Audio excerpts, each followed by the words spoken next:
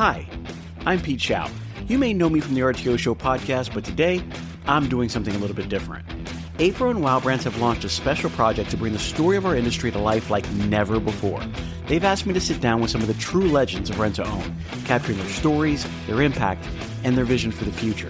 And now I get to share those conversations with you straight from the legends themselves. All of this leads to something groundbreaking, though. A new book, The Rent-to-Own Revolution, A Definitive History of Advocacy and Consumer Access, written by APRO CEO Charles Smitherman and Wow Brands CEO Brian Krast. The book explores the grassroots of RTO, the advocacy that has defined it, and the future that we're building together. Here's where you come in. We're giving away free copies once the book is released. Just head over to the RTORevolution.com and sign up for a chance to receive a copy in early 2026. Don't miss the chance to be among the first to hold this piece of RTO history. That's RTORevolution.com. Check it out and become a part of RTO history.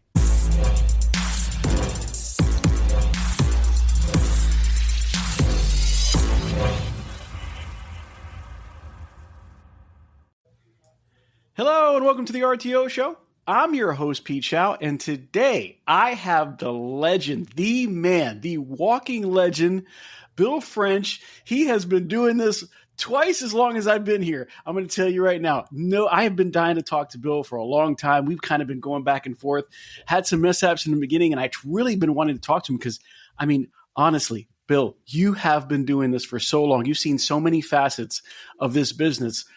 I mean, literally from its starting, from the infantile beginnings all the way to what it is today. And I mean, you've seen all of it. Now, right now, just so that everybody's aware, Bill is the vice president he's vice president of the rent-to-own sales at O'Rourke. Now, I know that everybody in the RTO space probably have heard of O'Rourke. And if you haven't, guys, you've been under a rock. They do everything nowadays. Bill, it's so great to have you on the show. How are you doing today? I'm doing great, bud. How about you, Pete? I'm excellent. Listen, every time that I see you out on the shows, every time that I see you doing something, you have more energy than I do. I don't know how you do it. I got to tell you, I love it. I love watching it. But it seems like that comes from a passion from being in this business. Most definitely. I think attitude is everything. You got to have a positive attitude. Wake up every morning with a little fire in your butt, and the day will turn out to be a good day. And get it done, right? Well, we are on the Legends series. Now, as you guys know, we have plenty of legends that are on here. Some of them don't go half as far. Some of them nowhere near as far as Bill has. 1972 is when he started in the industry, but he has moved his way up in so many different ways. But I wanted to go back, Bill. I want to go back to where you all started, where it came from. First off, how did you find the rent-to-own business? I mean, when you started doing it, it wasn't anywhere near as known as it is now. How did you find a rent-to-own business, and how did you get started? I was working a retail territory in South Arkansas for a company called Frank Line Company, and I'm driving down the street in Texarkana, Texas, and I see a storefront that says rent-to-own. And in the window of the store, they had vacuum cleaners and electrophonic stereos. So I went, I need to look at this. So I pull in, go into the store, and I'm looking around. This guy comes out of the back and said, "What am I going to do for you?" I said, "It's not what you can do for me. It's what I can do for you, buddy." That's right. That's right. He said, "Well, what do you do?" And I said, "Well, I sell RCA TVs." And I thought he was going to have a heart attack. He said, "Oh, man, I need to talk to you." And I said, "Well, tell me about rent-to-own. What is this? How does it work?" And the guy's name was Bob White. He was a brother of a guy named Bill White who started Action TV in Dallas. And he started there in Texarkana with one store. And about 5 or 6 years later, he sold his company, which was called Crown Rental, for several $1 million. And the rest is history there. But that's how I got started. And it took me, because when I went back to my boss and the CFO of my company and said, "Hey, I found this company that does rent-to-own." They look at me and go, "What the hell is rent-to-own?" And I said, "Well, here's what he does." First thing they asked me, and in retail, you have a UCC agreement with the retail dealers that allows you to repossess product if they default on paying you. First thing they said, "Well, is this guy rents it to somebody who owns the product?" And I said, "I don't know." So I make notes on all these questions they have. And I go back 2 weeks later when I'm in that same area and talk to Bob again and say, hey, I got a bunch of questions, buddy. You got to help me here. You got to help me help you. It took me several weeks to even get him a credit line because they didn't understand it. And the banks didn't understand it then either. They had no understanding of what rent-to-own was really about. But he wound up being my largest customer out of my entire territory, which everybody else in my territory was retail. But that was the start of rent-to-own to me, and it's been an amazing ride. I mean, so Bob and Bill, I take it they were brothers? They were brothers, total opposites. Bill White, who's dead now, God rest him, was a very religious, very, very, very principled, very nice man. Conversely, Bob was very principled, but he was a wild man. He liked to drink and party, have a big time, and they weren't really close at all. But he'd watched what his brother was doing in Dallas and decided to try to start his own deal, and he did it very well. So when you're talking about, so you walked in, so you were already a part of selling, the RCA TVs. What was the main issue, or just some of the issues? I shouldn't say the main issue, but what were some of the issues that you had to overcome to get them to do this? I mean, you said it took a couple weeks. So it took as they're looking a couple of weeks, it took quite a while to get him a credit line after going through and doing all the things you have to do to get anybody set up. But the major issues was, okay, how does the warranty work? Well, of course, rental dealers want their warranty to work from the date of their first rental, but making a manufacturer understand that when they have no knowledge of how the industry works was really hard at the outset to try to get them to understand how they take care of warranty.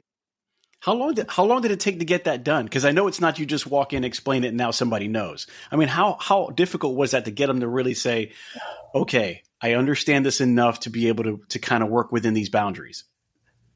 Well, initially, the manufacturers, RCA being the manufacturer at that time, they didn't understand it at all.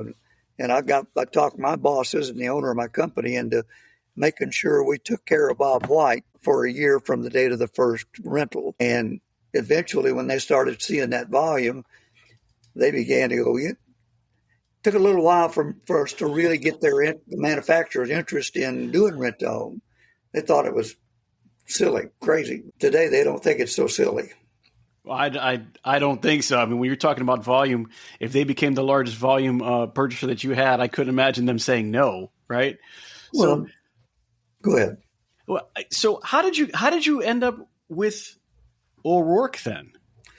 Well, long history. I wound up when I worked for Frank Line, I wound up managing a branch, getting hired away from them and coming to Dallas and running a company in Dallas selling RCA.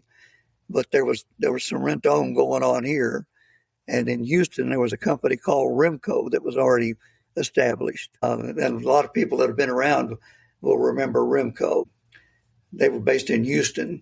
But I made a trip to Houston personally and talked to them and got that thing going. And at the same time, Early Tally was over in Wichita doing his thing. And there were people beginning to build a business with rent-to-own in different parts of the country. So it started gaining. Ernie started in 1965 in Wichita. By 1972, there was some other people were beginning to understand the business. Then when I came down here in 1981 or 1980, and went to the very first APRO meeting. Actually, Bill White was the guy. He called me and he said, "Bill, we've got a meeting with a bunch of guys. We want to put together an association to represent our industry, and we're going to call it APRO. Would you come to that meeting?" And I said, "Sure." And so I went to that meeting, and I was the only supplier to the rent-to-own industry that went to that first APRO meeting, which was pretty interesting. It turned out, all these years later, I'm on the board at APRO and very involved, and am thankful for the industry because the rent-to-own industry helped me feed my kids, get them educated, gave me a life that I would have never imagined. After I went to work in here, then I ran a company that did Zenith in Houston about a year later.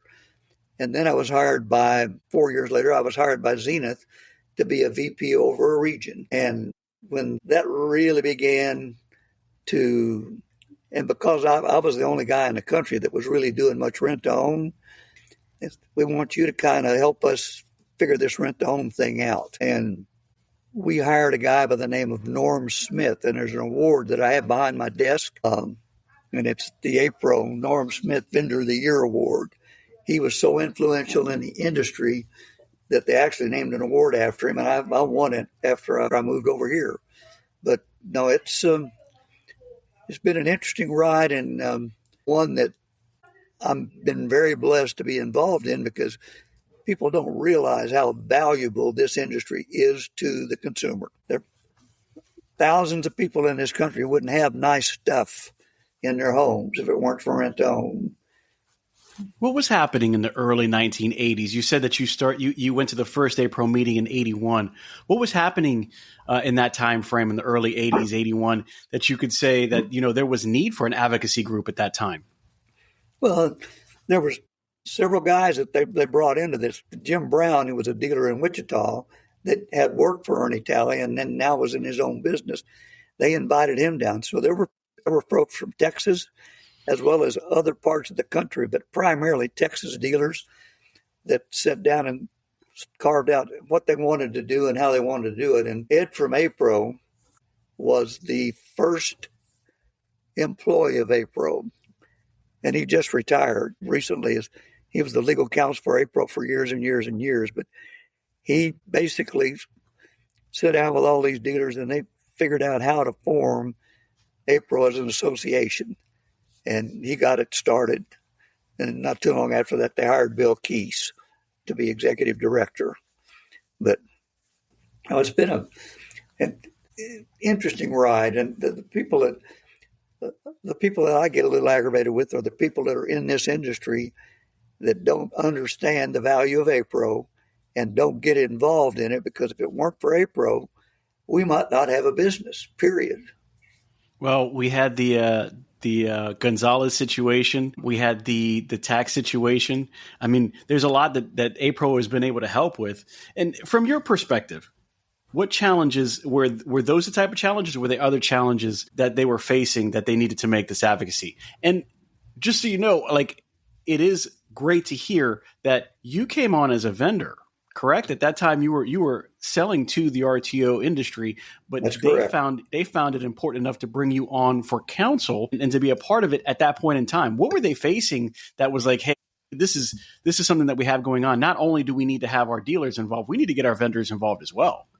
Well, even back then, in 1981, there were some bad actors in our industry, and we needed to put together or establish best practices and figure out a way to protect our industry when somebody comes along and does something that's unethical or especially early on. A lot of people didn't really trust this industry because they didn't understand it.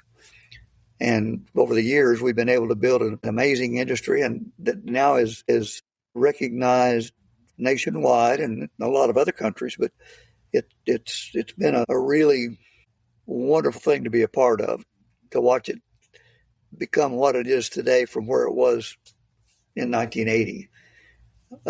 More than anything else, the guys that were in that room wanted to figure out a way to make sure that the interests of the industry were served and that we were protected from bad actors. And there's still, I'm sure, some of them out there today, but with 47 state statutes that regulate our industry, and we really don't need a federal legislation. We don't want it, I don't think, either, because anytime you get the federal government involved, you're going to have problems. We've gone back and forth on that issue. Edwin thinks exactly like you do. I think that getting the 47 states regulated was a win.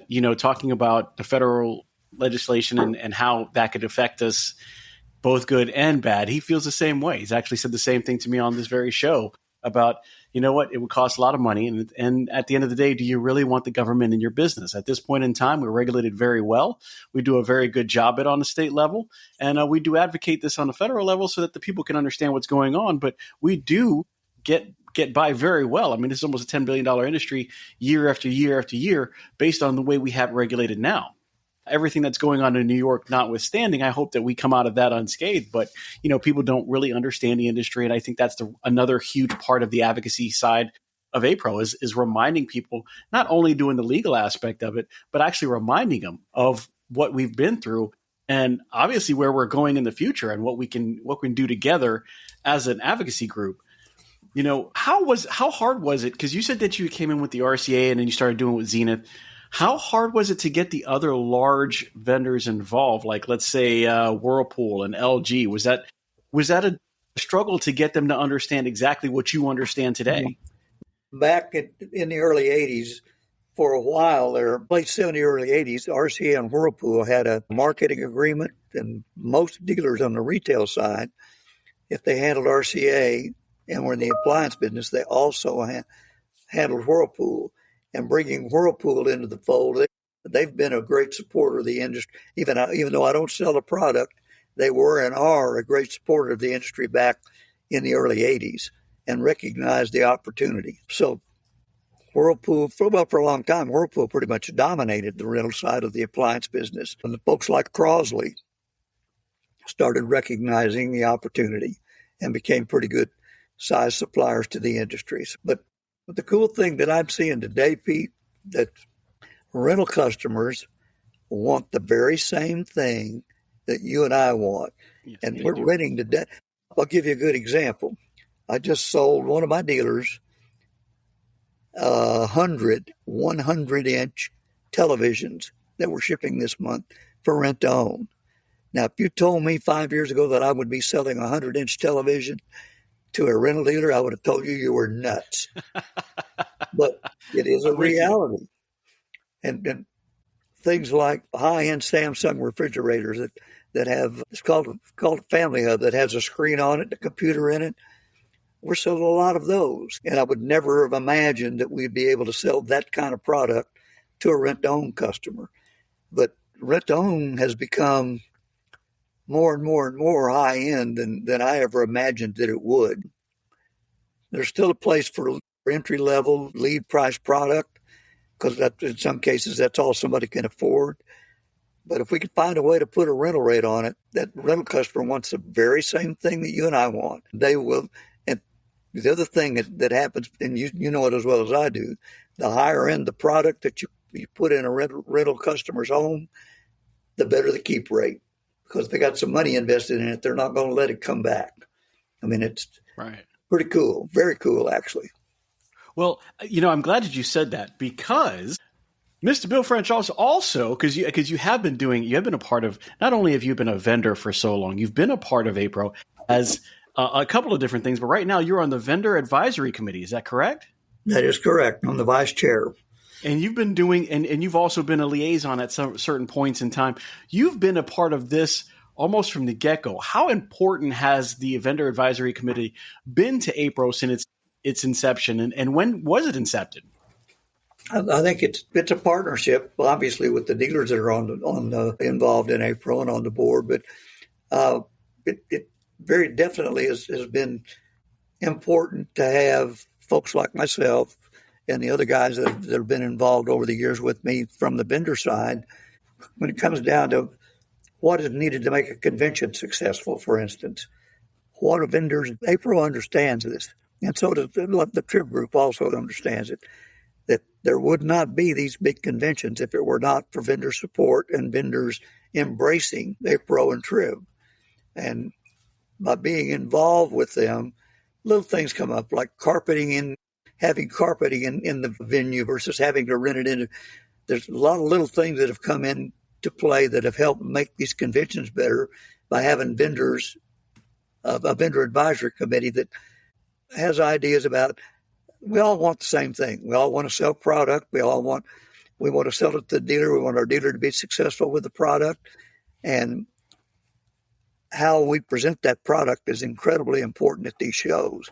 So having the vendor input into what goes into a show has been very important. And so, you mentioned TRIB, and there wasn't originally a TRIB. Now, I know that I see you at the TRIB shows just as much as I see at the APRO shows because O'Rourke is very, very involved. And if you guys don't know, Bill French is involved in just about anything. If you have it going on, you're going to see Bill there. So what started that created the ability for TRIB to be so important to the RTO industry? Did you play a part in that? Did the vendors play a part in that? I can't say that I played a part in that. Norm Smith, the guy I mentioned earlier that I worked with at Zenith, I was in charge of a region of 17 states, but we put him in place at Zenith after I got there to manage and develop the rental channel for Zenith. And he was very instrumental in working with, before Dennis Shields, drawing a blank. I can see the guy's face right now. John Blair? John Blair. He was instrumental in working with John and helping John understand the value of putting together vendor programs. Whirlpool also worked really well with John Blair and put together vendor programs that offered rebates and incentives for buying the product. An industry buying group, the biggest thing it's done is just help the smaller dealers get deals that they would never get if it weren't for somebody like TRIB and or like APRO, but primarily TRIB in that case. Because if you're a member, you get the same price as a little guy as the big guy gets and put you on a level playing field. So being a member of TRIB or a good buying group, I think is, for somebody especially that's got more than a store or two, is essential to helping you be competitive. Now, how advantageous has it been for O'Rourke to be a part of TRIB or Nationwide? Most definitely advantageous by working with them. In fact, we're getting ready to go to our fall meetings with TRIB and present our programs for next year. But it's been by them supporting us and endorsing us as a vendor, it's brought dealers to us that we might not have gotten. And we've also helped them. I've told more than one dealer, hey, if you want to be a success here, you need to get involved in TRIB and you need to get involved in APRO, because TRIB helps you with your buying and APRO helps keep you in business.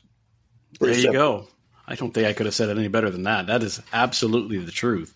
So, you mentioned warranty being one of the unique things that happened that came out of the rent-to-own sector. Hey, we really don't want the warranty to start when it lands because most likely it hasn't gone anywhere, it hasn't done anything.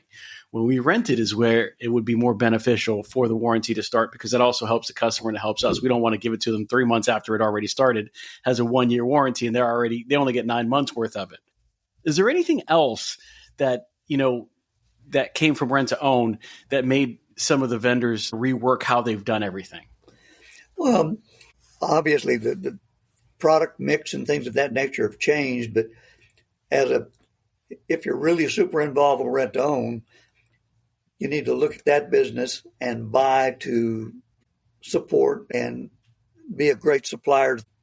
Here we do everything at O'Rourke. We do retail, we do premium, we do military, we do rent to own.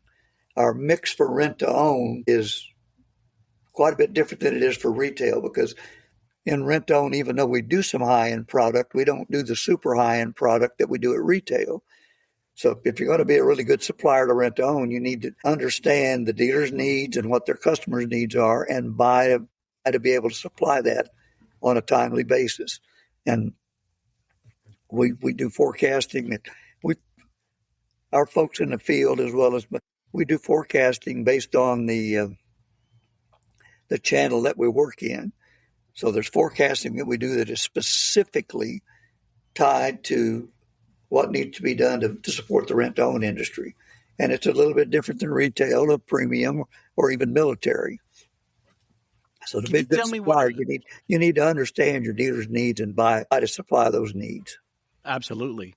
Can you tell me what a custom RTO vendor program looks like as opposed to maybe a retail program? What are some of the differences on that?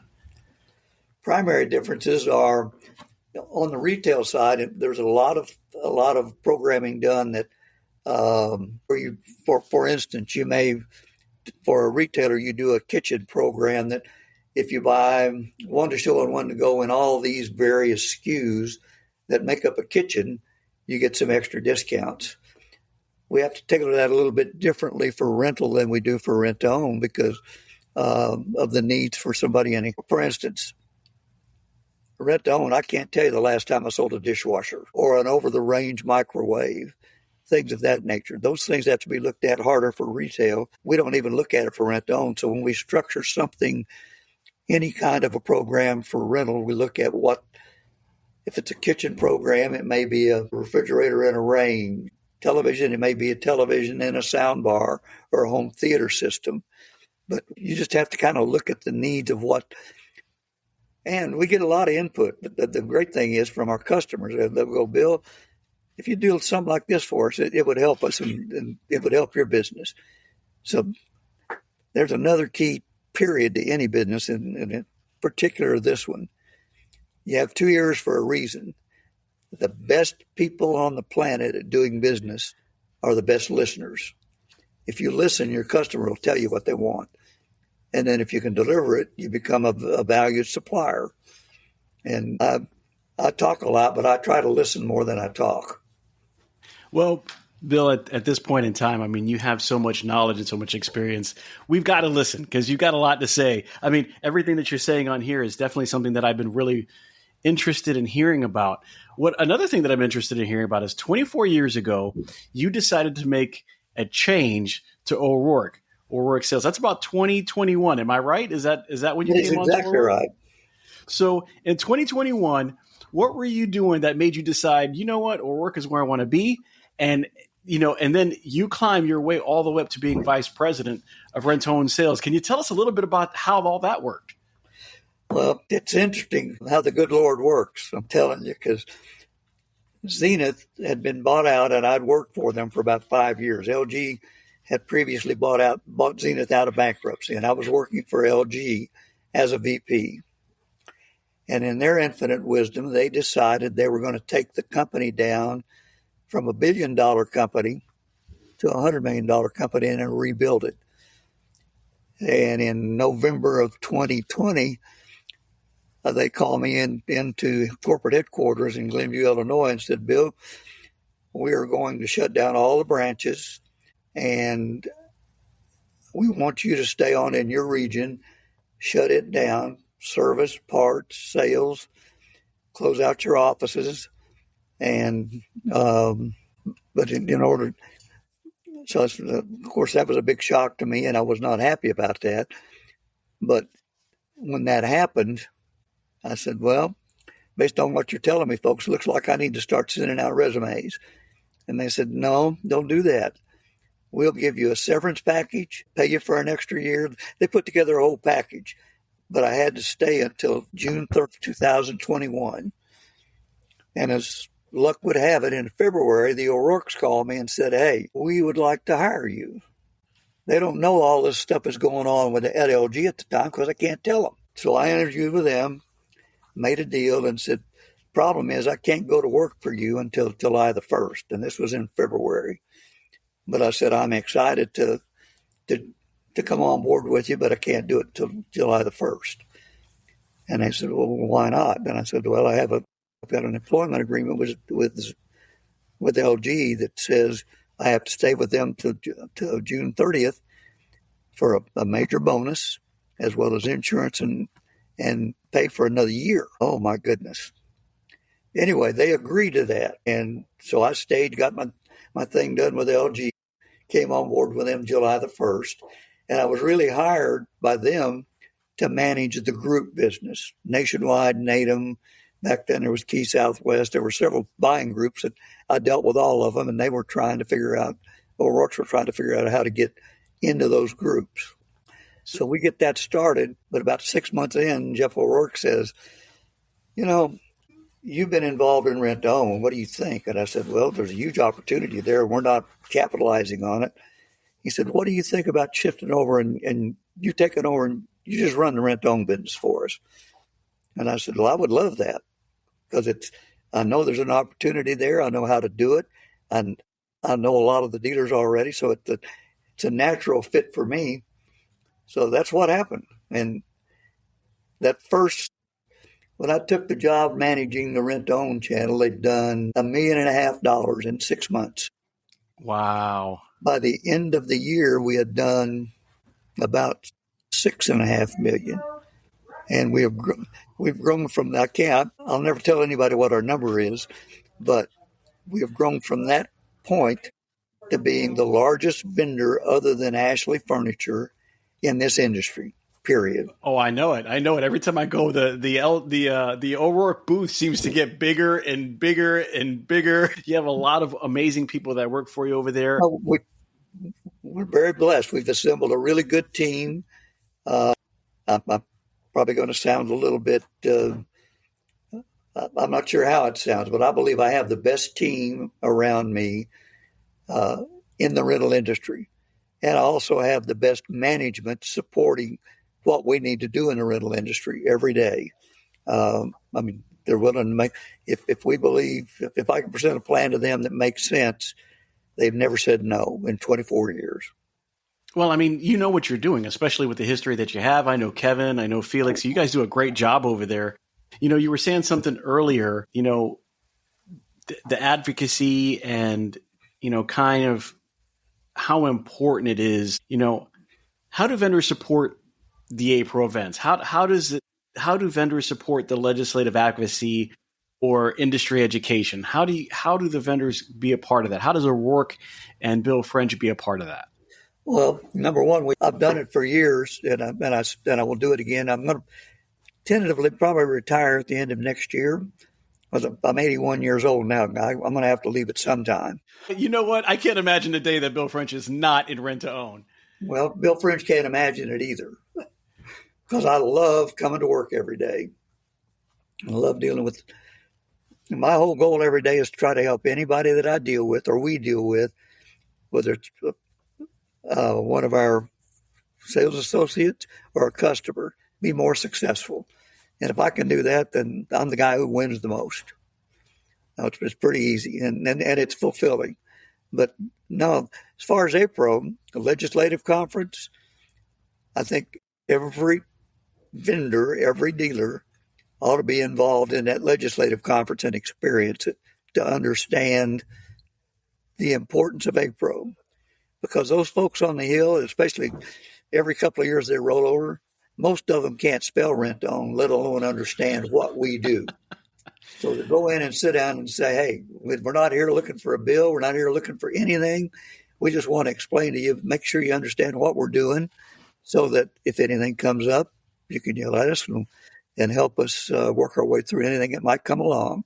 It's just it gets to where when you go in these, especially if you've done it a while, you go from office, you'll see the same face, but they may be working for a different representative or a different senator, but they remember you because of something you said to them last year or the year before. But it's very, very, very crucial that the people that enjoy the fruits of this industry, whether it be a supplier or a rent-to-own dealer, they need to be involved in APRO, because without APRO, you might not have a business. When when did you start going to the legislative conference for APRO? I actually, because prior to coming to work for O'Rourke, we had people in the rental channel at LG that would do that. But as soon as I came to work for O'Rourke that first year, probably 2021, maybe 2022, I started going to the legislative conference. Is that 20? You said 2021 or 2022 or 2001 and 2002? Oh, 2001, 2002. I'm sorry. Okay. My bad, Pete. Thank you for correcting me. No, it's probably 2001, 2002. And then, about 3 or 4 years in, there was a guy named Ellison Kreider that was a dealer in South Texas that was the head of the vendor advisory committee. And he was getting into his own business. So he and Bill Keese called me and said, hey, we'd like for you to get on the vendor advisory committee and become the vice chair. And I said, well, how do I do that? They said, well, you have to be voted in, but if you say you'll do it, I guarantee you'll get voted in. So I did, and the rest is history. Now, in Texas, there was the Henry B. Gonzalez thing where, it was a legislator who was trying to end what we know as rent to own. When that was happening, where were you as a part of this? Were you able to take part in some of what happened? Did you know about what was going on at that particular time when they were trying to basically end rent to own as we know it? I wasn't actively involved in that effort, but I was very much aware of it. So no, I can't take any credit for that. But the Henry B. Gonzalez deal, it's kind of ironic that over the years we've had rent to own conventions in the Henry B. Gonzalez Convention Center. We sure have. And he's the very guy who tried to put us out of business.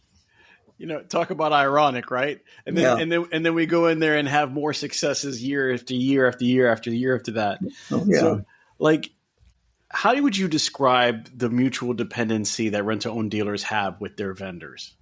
I'm not sure how to explain that, other than to say this business is very, very, very much relationship driven. If you're going to be successful in this business as a vendor, you need to get acquainted with the people you're doing business with, learn about who they are, what they're about. In a lot of cases, a lot of these people, I know their kids, I know their grandkids, and am genuinely interested in their lives and what they do. And I think that people, when you're dealing with people, they can sense whether you're sincere or not, or whether you care about them or not, or whether you're just trying to get an order. I'm never just trying to get an order. I'm trying to develop a relationship that is mutually beneficial, that says, anything you need, Mr. Dealer, if I can help you, I will. And that may even mean that I may not sell you anything. It may mean I send you in another direction because I don't have what you need, but I'll try to help you any way I can. Hopefully I have something I can help you with, but if I don't, I'll still try to help you. You got to care about people. You got to care about long-term relationships. If you love, it's amazing, Pete. If you love people, you get that love back, and it's just the way I live my life. Well, I could tell that, Bill. That's the way you do it. That's the way you've always been. When you go back to the point where we're talking about you're selling RCA TVs to the rent-to-own industry, and Whirlpool was involved a little bit in front. What was the progression? You said you did TVs first. You did the RCA TVs first, and we're talking about early 70s. What was the progression of inventory after that you dealt with? Obviously, it was TVs first. Was it appliance second, or was it anything else second? What came through? In the 70s, it started out with the big seller in the rent-to-own industry was 19-inch black and white televisions to begin with. And that evolved into color television in the late 60s, early 70s. And obviously lead laundry, washers and dryers. From my perspective, I've never done a lot in furniture, but I've done everything you can in TV and or appliances. But the evolution is, it started out, even the rent-to-own dealer's mentality was, I got to have the cheapest TV I can get so I can rent it. Or I got to have the cheapest washer and dryer that I can acquire so I can rent it. But over time, obviously that has evolved a little bit. It keeps changing, and even today it keeps changing, because today there's more high-end product done. We'll give you where we were then. Back then, the other thing we did a lot of, and it was back in the early days, was big stereos that had lights, big old speakers that there was nothing behind the speaker grill, but it looked impressive. And in some cases sounded okay, but not great. But we did a lot of that kind of stuff. Those things have all evolved, just like on the retail side, over the years. And a good example today that we didn't even have back then, our fastest growing category of product is gaming towers and gaming systems, like PS5s, Xboxes, that kind of product, as well as gaming towers and monitors. That category is surpassing television in volume, because you rent a gaming tower and a monitor, that's in the same volume as renting like 375-inch TVs today.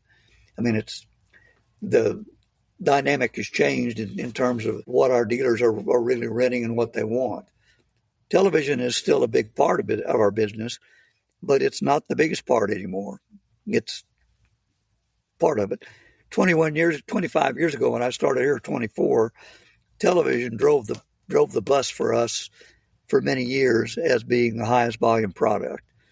That's now, it's still there and it's still viable, but because prices have come down so much and new products have come to the forefront, they're not nearly as impactful for us in terms of volume and what we do.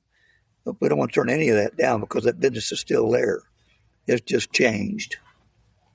Now, the tariff situation is something that a lot of people talk about. They say, tariffs are going to change the world in the United States. It's going to change everything. It's not going to be the same. Tariffs are going to make a lot of things more expensive to get, harder to buy. As you've gone through the generations of what you've sold, going from one product to the next product to the next product, has there been anything like a tariff in the back end and years ago that kind of put a strain on some of your dealers to be able to purchase, or some of what you had to be able to say this is a good product, but the price went up for whatever reason, whether it be manufacturing costs, shipping costs, anything like that? Well, going back early on, all of our products pretty much we sold to rent to own back in the 70s were manufactured in the United States. Appliances, television, RCA was manufactured plants all over the country. Bloomington, Indiana, Indianapolis. They had cabinet plants over in the Carolinas, but Zenith at that time the same. Magnavox. The names have changed. A lot of the names that were big in our industry 50 years ago don't even exist today. A good example is Zenith. When I got in this business, over 50% of the television business was done by RCA and Zenith. They pretty much split it down the middle. And then you had Magnavox and Motorola and Sylvania, different brands that Admiral that did a little business, but over half the business was with two brands. And also back then, Whirlpool and GE were over 50% of the business in appliances. Now, that's changed dramatically over the years with the changes in the way, but the changes that had some effect while living through that was manufacturing moving out of the U.S. to either Mexico or the Orient, China, Taiwan, Vietnam. Those things changed the way we do business. Lead times changed because all of a sudden, well, I wouldn't say all of a sudden, but you went from having product manufactured here that was manufactured in a plant, put on a truck and delivered to your warehouse. Now it's manufactured in a plant, put on a boat that takes 6-8 weeks to get here. So the way you plan your business had to change with the way the manufacturing was done. So that changed the way we had to look at our forecasting, look at our needs, and we had to get better at planning our business because the plants were no longer in the U.S. It was a different business. And business. It seems like it could definitely change the aspect of it, when you're talking about a week lead time to 6-week lead time. So I work as a distributor, correct? Yes. So basically, the role of a distributor is to get all these products in and then ship from the warehouses here after they've already come. Is that correct? That's correct. Now that you have that ability, because we're storing it here, it's been placed. That's what the cycles you're talking about. We have to know what probably is going to sell within the next 6 to 8 weeks. We've got to put that order. It comes in, and then we sell it early on. So when it comes to new product that are coming in, something that a new idea, a new stereo, a new computer, how far out do you have to order it before you actually have that product in your distribution cycle? Depends upon what it is. And if it's a new product, I'll give you a good example. I mentioned gaming towers as one of our bigger, fastest growing categories for us. We developed, Skytech is our go-to brand in gaming towers. And we were looking at a way to do that. And we looked at traditional manufacturers, and their stuff wasn't all that cool looking. Plus, they were not too sure about rent to own. And just like folks in the TV business weren't 50 years ago.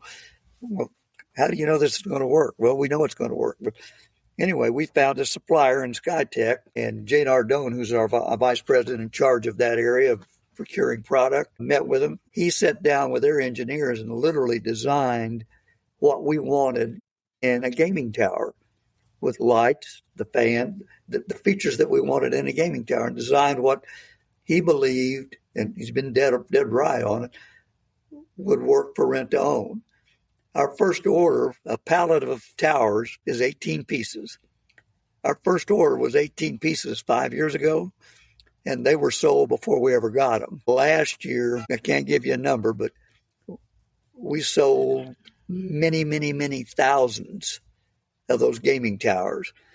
But when you got a new product and you know what it's going to do and how it's going to develop, obviously you got to have a little caution and try to figure it out. But been very successful with it. But the lead times there, again, that product is assembled and put together here in the States, but a lot of the chips and a lot of the components come from China or Vietnam, Taiwan, someplace across the water. So forecasting there again, you got to look at lead times, and you're looking 6, 8, some cases 3 months out from when you decide you're going to do something until you actually get that finished product in your barn to ship to a dealer.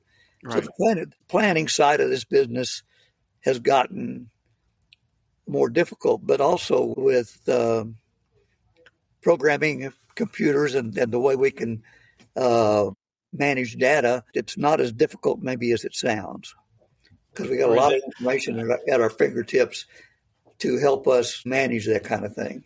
Not as difficult as it used to be, right? Now that AI is involved and you have all these computer cycles. So looking back on your career from like the 1970s to today, what is one thing about this industry that still surprises you? Probably more than anything else, I would say, Pete, is the great thing, is how much it changes from one year to the next in terms of what we're selling, what our customers want, what they need. I mean, you got dealers renting tires. You got dealers renting. Somebody told me 10 years ago I'd be selling purses that people would rent. I would have told them you were crazy. But we do a lot of just the things that, especially in the rent-to-own industry, the products that people are willing to rent because they have a desire for it. And that's the other thing I think, too, is a lot of these products that we sell to our dealers and they rent are kind of status symbols for their customer, whether it be a big television or a Michael Kors purse or the refrigerator, the Family Hub refrigerator that has a computer in it and a screen. I think in a lot of cases, those are not only they fill a need, but they also are somewhat of a status symbol for the family that's doing it.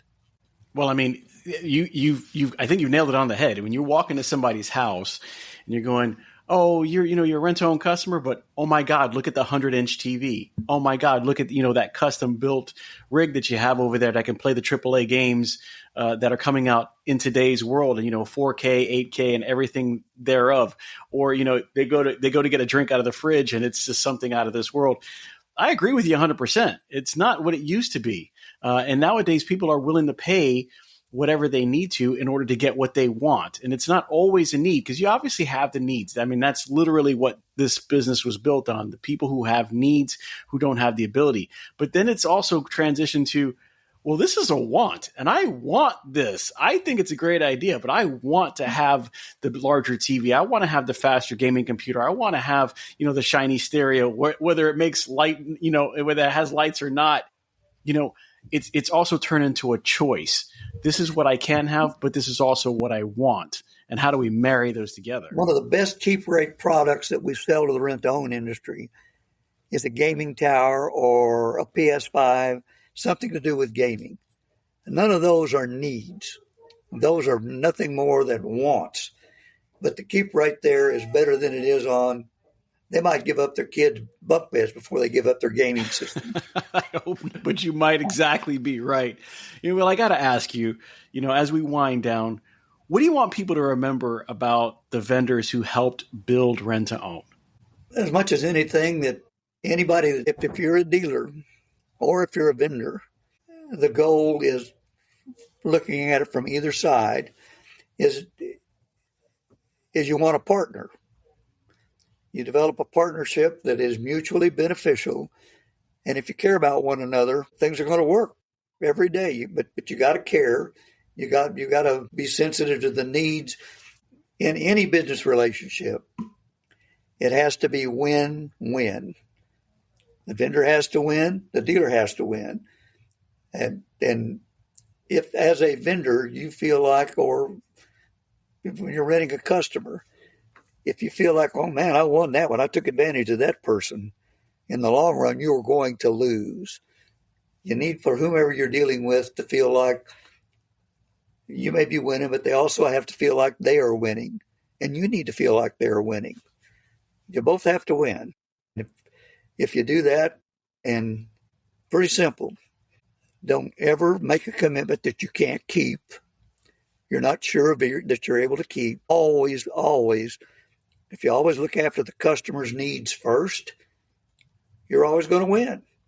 Well, this is a relationship business, right? I mean, 100%. In the end, we build and we live by the relationships that we've built, whether you're coming up from the 70s, like Mr. Bill French has, the one and only who has bred it up through the decades, whether you're coming into it now, it's about based on the relationship and the ability to, nurture that relationship. And, I do what I say I'm going to do. You do what you say you're going to do, and everybody be upfront, because not everybody's perfect and things happen, but let's be upfront and always work on our obligations and make it happen. Bill, I can't tell you how important it is to have you on the Legend series, to do some of the things that you've done throughout all the years, to be able to recount some of the things that you've been able to be a part of and work on and do. It has absolutely been, just amazing to talk with you. I'm so glad that you've been on here. 24 years worth of work, 54 years in the rent-to-own industry. It doesn't get much better than that. I mean, I think Bill French knows just about everything there is to know on your side of the fence. Guys, I want to tell you, I appreciate you joining us for the Legends series. It has been so fun being able to speak to some of these legends and kind of learn a lot about the rent-to-own industry and what they've poured into it, the importance they've had. If you have any questions, please reach out to the podcast. It's Pete at the RTO Show podcast.com. If you have any questions for Bill, reach out, send me an email, and I will make sure that he gets an answer for you, because I'm sure there are a lot more things that you want to know that I didn't even get to yet. We want to tell you, if you want to look us up, we are on Facebook, Instagram, LinkedIn, and YouTube, where you're going to see this. Please send me a DM if you have any questions. Make sure you subscribe and like. You can also go to the website at www.thertoshowpodcast.com. Buy some swag. You can also support the show on there.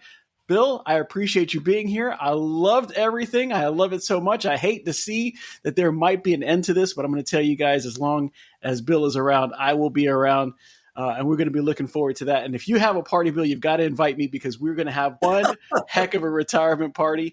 But I will tell you guys, as always, thank you for being here, and make sure that you get your collections low to get your sales high. Have a great one. Thank you, Pete. Hey everyone, it's Pete Shau here from the RTO Show podcast, and I want to tell you about a company that's making a real difference in the rent-to-own space, Wow Brands. I've seen firsthand how they approach marketing. And let me tell you, it's not just about ads. Wow Brands builds complete digital ecosystems designed specifically for the rent-to-own industry. Their e-commerce and lead generation strategies are built to bring in qualified leads. And did I mention that they are actively working with the rent-to-own industry while also being members of APRO and TRIB? Listen, these folks are passionate problem solvers. They don't just slap something together. They design, build, and scale the kind of digital retail tools your business needs and your customers actually want.